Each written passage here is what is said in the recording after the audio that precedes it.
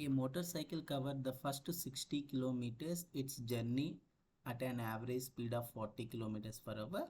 The speed of the motorcycle for covering the rest of the journey, that is 90 kilometers, was 45 kilometers per hour.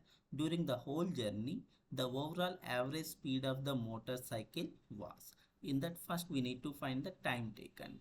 How much time we can taking. The first situation, 60 kilometers per 40 kilometers per hour plus 90 kilometers by 45 kilometers per hour. Simplifying this, 2 times 3 times 20 table, 45 ones, 45 twos. It is 3 by 2 plus 2. Simplifying, 7 by 2 hours. Now distance, that is 60 plus 90, 150 kilometers. So average speed,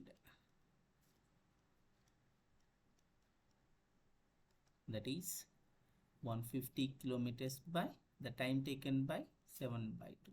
Let's write 150 into 2 by 7, 300 by 7. So 7 4s 28, 7 2s 14, 6 we have left by 7 kilometers per hour. D is our answer.